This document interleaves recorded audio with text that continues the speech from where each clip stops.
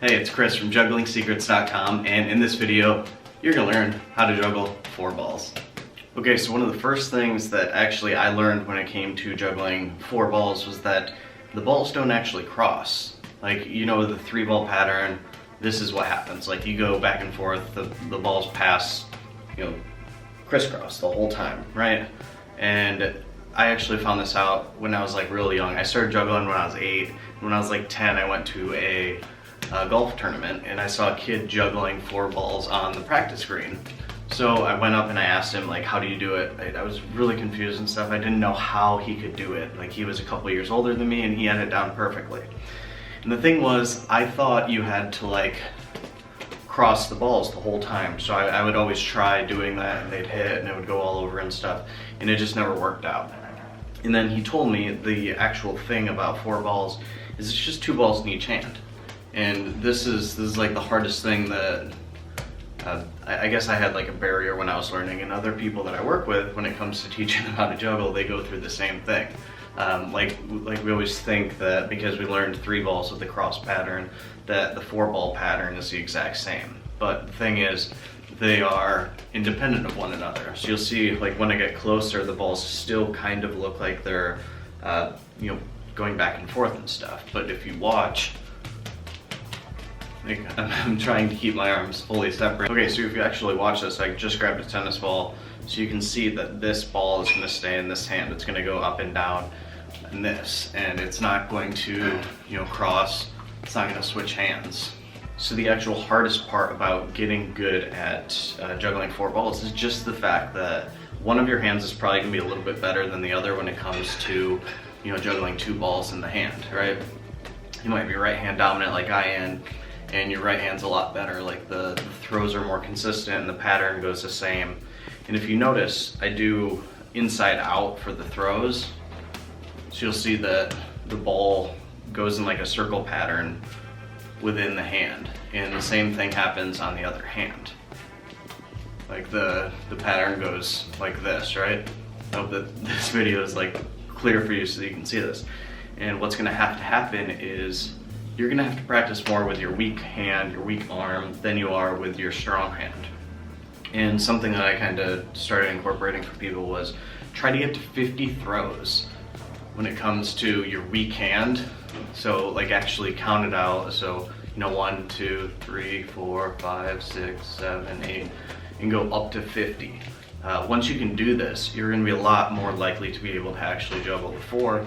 And it's because, you know, your comfort hand, like for me it's the right hand, it can do it like by itself. Like it's good at this. It's good at juggling by itself, right? And my left arm is weaker. So I always have to, I guess my concentration is more on this side of, in this case, like the screen, rather than over here where this ball would, where the other 2 would be going. So you're gonna need to actually practice your weak hand, and you're gonna get really frustrated. You're going to lot of, like, throw stuff, and you want to quit and all that because you just want to be able to do it, and that's understandable. Like, it's at this point, it's just going to be the discipline of practicing with your weak hand to get comfortable with it. And one thing that I've learned for getting comfortable with it is doing different variations of the pattern. So you'll notice that with this, I do like the inside out pattern, and after a little bit of time, you get comfortable with it. So what you can do is you can try columns, and this is harder, but it'll allow you to start to like generate a little bit of comfort within your hands. And I'm not saying that when you go to 4, you're gonna be doing columns. That is harder, but it's boring to do the same pattern over and over again. Like, I understand that.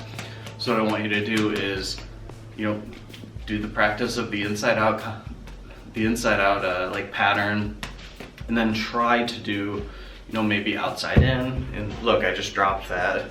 So you'll see, like, that's a weaker pattern for me, and I've been juggling for like 20 years or something. So you can see here, like, the outside in is, it's not very comfortable for me. It's something that I still need to work on. But when you do this, it's like working your brain, it's working your hand-eye coordination a bunch. That way you're going to get better because you're challenging yourself.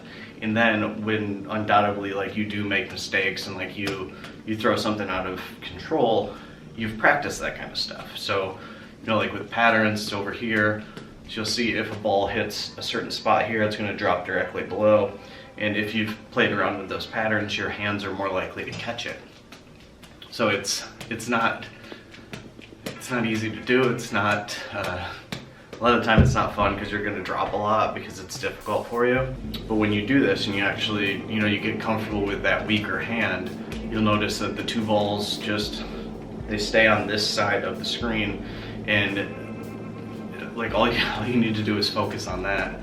And then after that, once you get to that 50 throw mark, like when you're comfortable doing it with both hands, that's when you actually go into attempting 4.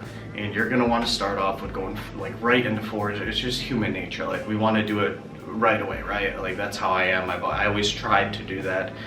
And it is having the discipline to actually practice like the throws by themselves before you combine them, just because it's gonna make it easier in the long run. So just please just bear with me and at least try this. It might not work for you. My intention is that it does. But once you get to those 50 throws, the pattern that actually comes out when it comes to juggling 4. So you'll notice they don't get thrown at the same time. It's, for me, I'm gonna do, this is my right hand, this is my left hand, so I'm gonna do right, left, right, left. So I hope you saw that they were alternating. They weren't going at the same exact speed. Because doing the same like speed, the same throws at the same time, it's harder. And I think the reason for it is because there will be 2 points, like 2 balls to try to find where they're gonna land. Whereas when you alternate, you can like trigger your eyes back and forth. Like they can go to the ball that's up here, and then they can go to this ball, and then back to this and this and this. So it's a very little difference between this and this. But the amount of time that you're going to give yourself to kind of correct is going to be drastic, because you'll have a little bit more time to see. And the balls are going up at this rather than this. It's going to be, you'll get like more into a flow, more into a rhythm for it. And once that happens, you kind of just, you get the pattern going, and you hear the like clap, clap, clap, clap, clap, plop, plop, plop, plop. Like the pattern starts to come around. And when that happens, like once you do 1, 2, 3, 4, throws are going to start messing up at certain points, like different parts of the routine. And all that I recommend doing is, and this is mainly so you don't have to pick up as often, because let's face it, like it's easier not to keep bending over and picking up and chasing the ball and stuff.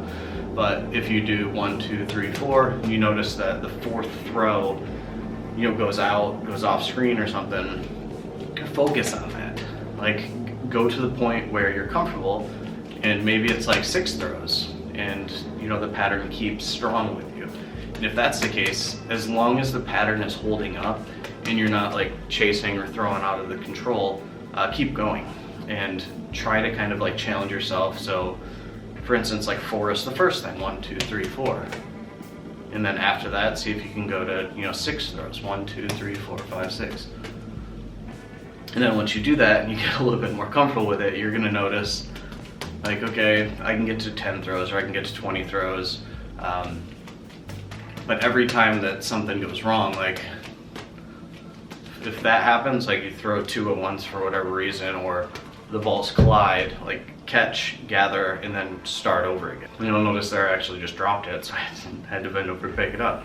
But we'll go through this once more just so you can see. So it's right, left, right, left, right, right, left, right, left. And of course you can do left, right, if that's more comfortable for you, left, right, left, right. The idea is that they're gonna rotate. Throw, throw, throw, throw, throw, throw, throw, throw. And you just repeat this process over and over again. And if you're struggling with this, like if you notice, you know, maybe your right hand's doing really good and your left hand's, you know, it's just like waving or wobbly or whatever, stop and then go back to the beginning where you're trying to get to 50 throws with this hand, and make sure that the pattern stays in a certain lineup. Like you want to make sure that you're not like throwing like all over the place and stuff. You want it to be a comfortable thing, so that way you have like predictable predictable paths that the balls are following. Because when that happens, it gets just a little bit easier for you. So if you have any questions or anything about this, ask me down below. I will put up other videos that could hopefully help and kind of answer all the other questions that you have. And click subscribe if you're getting some value out of this, like if you're actually learning this and it's helpful. And one thing that helps a ton on YouTube is giving it a thumbs up. When you give it a thumbs up, it shows it to more people or something, and that'll help me out with kind of getting more exposure so that way more people can learn these things. And one thing that'll be cool is if you do this and you actually learn how to juggle 4 balls from this, if you're comfortable getting on camera and stuff, shoot a video showing you juggling 4 balls, and then just tag me in it. Send it over to me so that I can watch it, and if you have questions or anything, I can kind of give advice through that way. It should be an easy way for me to kind of help give back, right? But that's it for this video. Thank you so much for watching. I do appreciate it. As I said before, if you have comments or questions or anything, ask them down in the comments below. I'm going to link up a couple resources in either the first comment or the description, things that are going to help you out even more with juggling, because I'm creating this channel to kind of help everyone with juggling stuff. So thank you so much for being here. I appreciate it, and I'll see you in the next video.